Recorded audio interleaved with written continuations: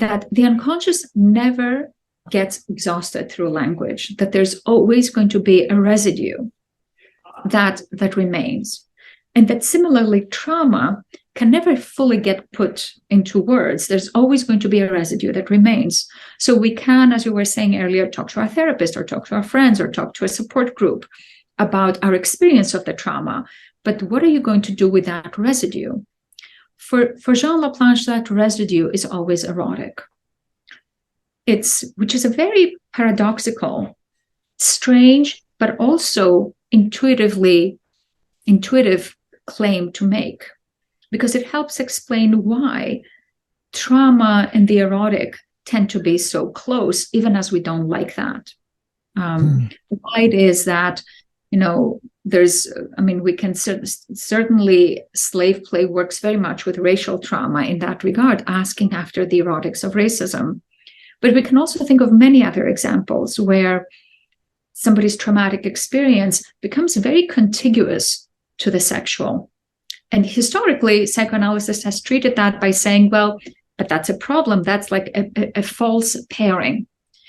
Laplanche says this is not a false pairing. This is how the unconscious works. It comes into being by a part of it can be made conscious and a part of it cannot, and that part is erotic.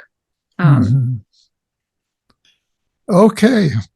Well, I think we've gone into the deep water here, and maybe it's time to kind of wrap up our discussion. What are the concluding remarks that you would like to leave our audience with? One thing that I would say that we haven't touched on, and I would like to make a quick reference to, is that all of the ideas that we were talking about revolve around a central core in the book. And that central core is the question of experience and how we might think of not guarding the self as trauma discourse does, like how do you make sure that you're not traumatized again? And how to risk oneself in the encounter with another person, in the encounter with art, how to throw oneself into experience.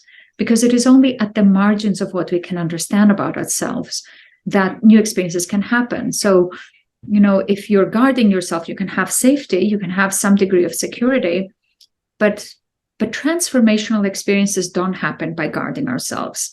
They happen when experiences that touch us at the core of our being, that really sees us from deep inside, happen at the border of what we understand about ourselves. In many ways, this book is about transformational experience.